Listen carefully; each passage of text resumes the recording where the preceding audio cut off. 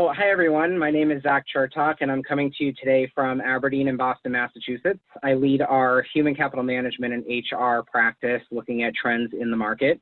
And I'm here with Erin Brandt out of Vancouver to talk to you about some issues with how to manage localized corporate compliance as firms are expanding, transitioning, or managing change in the local arena specific to BC and Canada. So Erin, if you'd like to introduce yourself. Yeah, I'm an employment lawyer in Vancouver, and I have some experience with working with cross-border issues. So, often companies from the United States or elsewhere who are looking to move into BC, and the kinds of issues that come up most often for them when dealing with BC law.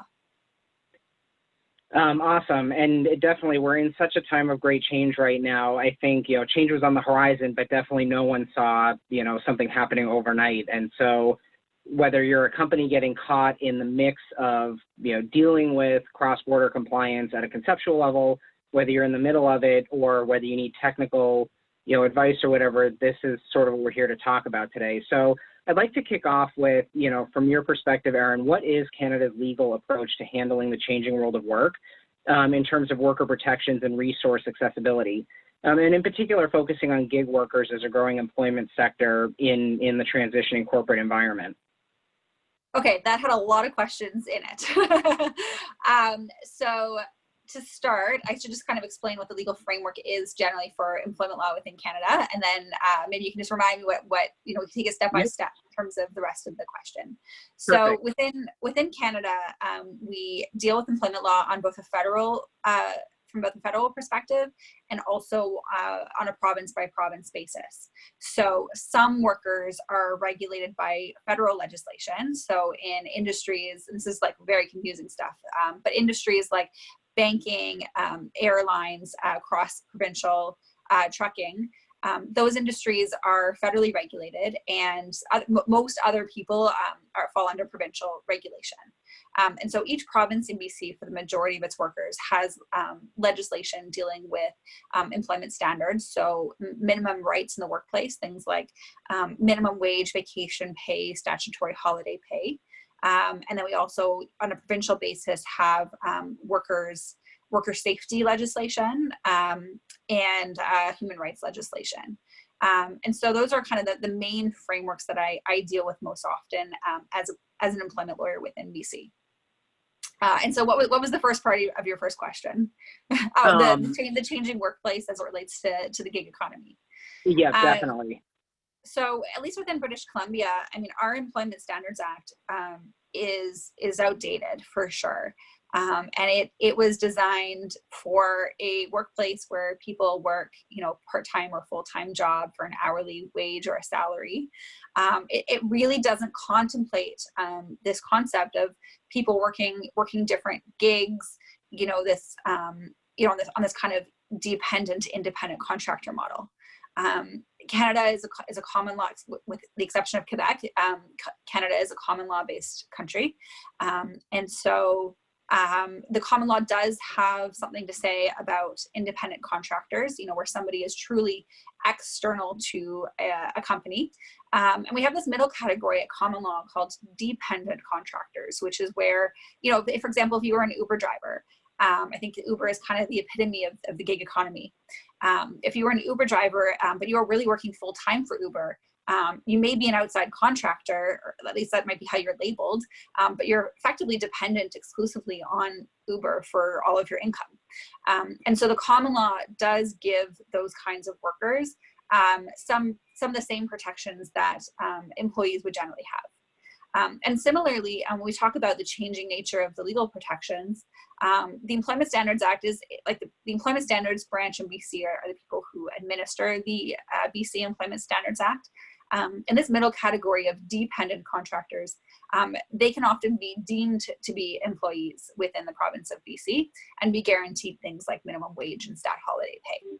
So, in terms of the changing landscape, the way someone is identified within a contract or an offer letter doesn't necessarily dictate what the ultimate relationship is. And so we do see BC trying to offer some of these gig workers base level protections through the interpretation of the Employment Standards Act. But one of the things that I think we're going to see, and maybe I'm answering a question you haven't asked yet, but one of the things I think we're going to see in BC going forward, I mean, right now our provincial government is really focused on dealing with the fallout from COVID. But we do have, an NDP government right now, which means that, more liberal, more focused on worker protections than previous governments. And so I think, it has been some chatter around modifications to the Employment Standards Act that might revamp it and bring it into today's era as it relates to people like gig workers. That's really great. And it definitely sounds like there's a great framework up there for how to sort of embrace this segment of the workforce. I think down here in the US, which will be a great segue for our next question, we're sort of a little too hands-off sometimes. I think you spoke really well to the outdated issue up there. We definitely, I think, suffer from that down here. So it's interesting to see that dichotomy as to how hands-on the government is being up there with respect to even how something like a shutdown could affect different work types and how using that as a stimulus to make regulatory change. Whereas down here, we've just really eased off the gas a little too much. And from a legal perspective, that definitely presents two very different environments for employers who are going cross-border. I mean, we're in a really interesting it's a really interesting time to be an employment lawyer right now. I have never seen the law change so quickly as it has over the last couple of weeks. Every day our clients are calling us and asking us questions, and by the next week the answer's changed in terms of what programs are available to me. What are my obligations to my employees? We're seeing both the federal government pump financial resources we're into workplaces. We're seeing the provincial government step up to encourage worker protection, and we're seeing that both the province and the federal government are working together, especially for people in high risk professions like healthcare. That's great. So kind of building on this a little bit, and it's, with a little bit of segmentation in the mix. So what are some of the most common things that you see, not just now, but even in the past, maybe, that businesses get wrong when they're expanding cross-border? And what does that mean for compliance, for management strategies, and things like that in the bigger picture? Okay, that's actually a very easy question to answer. Thank you for an easier one. Within Canada, the biggest issue we see with American companies moving into Canada is mistakes with this concept of at-will employment. Now, obviously, you could probably define it better than I can, but I spend a lot of time explaining to my clients within Canada that the concept of at-will employment does not exist in Canada. So where an employer decides to dismiss an employee, we are governed by the common law, the Employment Standards Act, and contract law. And the Employment Standards Act sets out minimum notice or severance requirements when letting someone go, unless they've done something really terrible. And I always say something that would shock me as an employment lawyer, right? Like something like, theft, dishonesty, assault at work. Anything short of that, generally speaking, an employer has to provide an employee with advance notice or pay in lieu of that notice, what we call severance pay. Yeah. And so, how much severance pay is governed by these three different frameworks that I've mentioned, the Employment Standards Act, the common law, and the employee's contract. And what we often see, and we see this with Canadian employers, is people will pull contracts off the internet, and it might be from an American source, and that contract has this language of at-will employment. And ultimately, in Canada, it's not worth the paper that's written on. You might as well not even have bothered, because that clause will be deemed to be unenforceable, and you'll default to no less than what's in the Employment Standards Act, but ultimately what the common law suggests, which for, I think, some American companies can probably be but quite a shocking amount. At common law for long-term older employees, severance obligations can range up to 24 months, and with some exception, even higher. So, for American companies moving into Canada, the most important thing to look at, the biggest mistake we see most often, is importing this concept of at-will employment, where it does not exist in Canada. That's really great to point out. We talk about, when we look at the resource side and even how technology manages different, aspects of compliance, and how a lot of tools are purport to be global in terms of managing, things like cross-border expansion or functionality, even if a U.S. company acquires a Canadian one as a subsidiary. The fact that these things can still slip through, on the technology side, we see it in our survey data at Aberdeen that there's an inherent reliance sometimes even on the technology that will lead to these things. So, when you talk about even just going online and trying to pull up a contract that they're familiar with, the fact that your system even might internally tell you that's an okay thing to do, well, no, you really can't, and it's going to be a very costly mistake. Which brings us, to another great question. When you're navigating these things in terms of trying to be proactive or trying to even react in as short a time frame as possible when you realize the mistake has been made, what resources are available to organizations to evaluate things like localized compliance? And are there any examples where, local compliance can set the stage for how some of the internal policies might change, like at the company? Can you just clarify what you mean by that? Yep. So on the consulting side, or, again, in terms of what you do for a living even, what types of resources are available to organizations that are expanding so that they avoid some of those pitfalls? Yeah, and that's what's so confusing, and that's ultimately why I have a job. Employment law is somewhat fractured in terms of where you go for information. And that's what people find so confusing, I think, is that if you are looking for information on workplace safety, you go to the WorkSafe BC website. If you're looking for information on minimum wage, you go to the BC Employment Standards Branch website. If you're looking for information about human rights, you go to the Human Rights Tribunal website. And there's each of these different forums has lots of great free information on their websites. Like, for example, in BC, employers are required to have a bullying and harassment policy in place, and they're required to follow it. And WorkSafe BC actually on their website does offer a free template that employers can download. So it's really, no effort involved in that. But to understand how all of these three forums come together, along with the common law and contract law, really companies need to be engaging local legal counsel to synthesize it all. I mean, that's where I think where lawyers provide the most value. It's not in drafting a bullying and harassment policy, which you can get for free anyways, but it's in figuring out how all the different laws come together to figure out what strategy is going to work best for a company.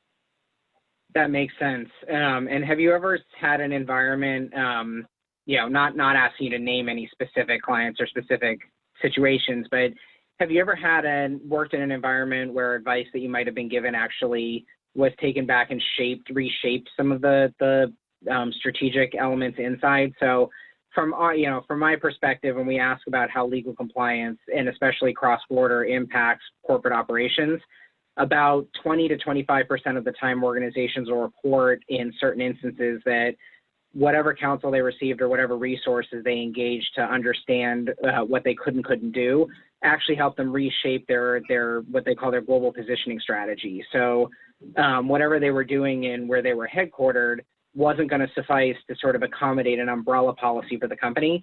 So when they figured out what the local issues were and sort of aggregated all the similarities, they came back and actually changed their internal compliance strategy. But that's a really good question, and it's not something that I have an answer to. Unfortunately, most lawyers bill by the hour, right? So when our corporate clients come to us, they come with very specific questions.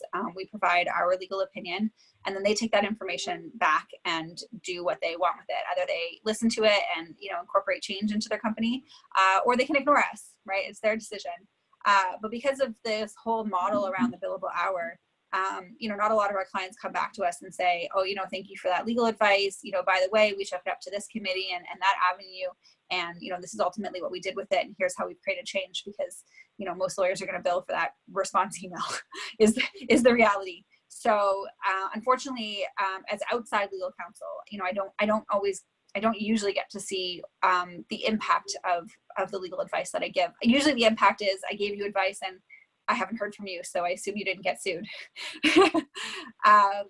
but one of the things that I really want to incorporate, I think that the world of new law is moving more towards is fixed fee type arrangements, starting to think more like in-house legal counsel, and hopefully being a little bit a bigger part of that decision-making process beyond just what lawyers offer on a billable hour model.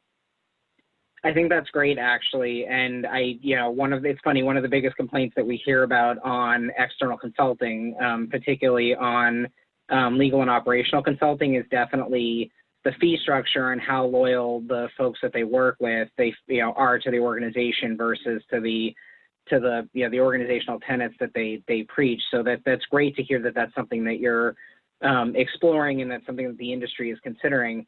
Which brings me to a very relevant question, some of which you've already answered, but how proactive versus sort of reactive do you find companies to be when it comes to compliance?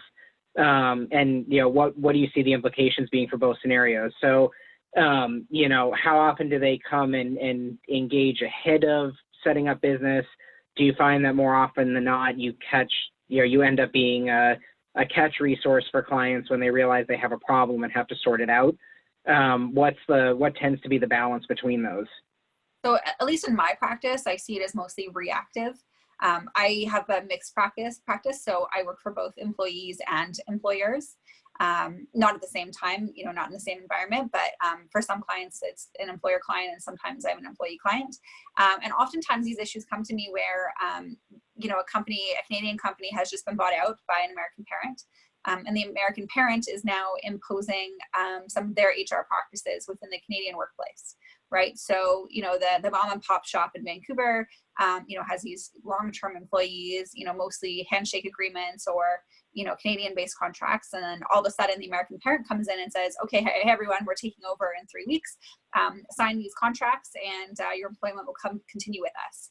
But these new contracts just don't comply with Canadian law. Like, they've got a lot of language in there that's, very heavy-handed, is, built to exclusively protect the employer. And like I said, often contains things like at-will employment or some interesting stuff around bonus structures and things like that leave a lot of, maybe in the United States, it provides a lot of clarity, but within Canadian employment law, it can leave a lot of ambiguity. And a lot of my employee clients come to me saying, I don't understand what I'm being asked to sign. How does this affect my current compensation? And how do I protect myself? And so a lot of times I think American companies start engaging local counsel when their employees come back to them and say, I've spoken with a Canadian lawyer in Vancouver, in British Columbia, and it's my understanding that, here are all the things that need to be dealt with within your contracts. Or other times I say to the employee, look, you've got an at-will employment clause in there. If you take this back to your employer, they may hire local counsel, realize that this clause is unenforceable, and draft something much stronger and much stricter, much narrower, right? And so sometimes I'll say to the employee, maybe you don't want to tell your employer that they've made a mistake here, because the clause being unenforceable and defaulting to common law is actually better than if they had drafted it properly in the first place, limiting you to something much less than common law. And so sometimes the employees are getting the benefit of this advice, and the employer may not even know. So I guess just to bring it back to what exactly you asked me before I went off on that long tangent, is, in my practice at least, I mostly see it as reactive. In employment law, people can get away with a lot for a very long time, and people operate on handshake deals and very ambiguous language, and everything is fine, right? As long as the relationship is fine, there's really no need for employment lawyers to get involved most of the time.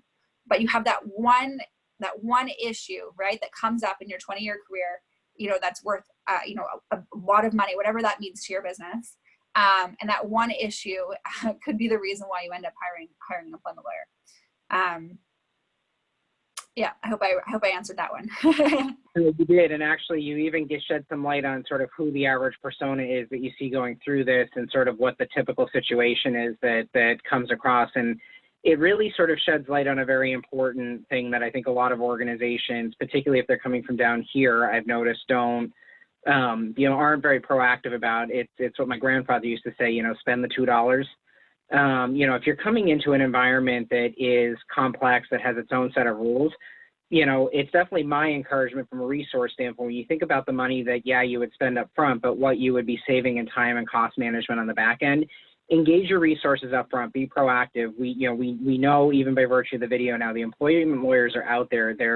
They're willing to hash out what the relationship is going to be to ensure that there's a good working relationship between employees and the employer, and so that the employer isn't shortchanged on the back end, but likewise the employee isn't feeling pressured or shortchanged on the front end by something that they don't recognize.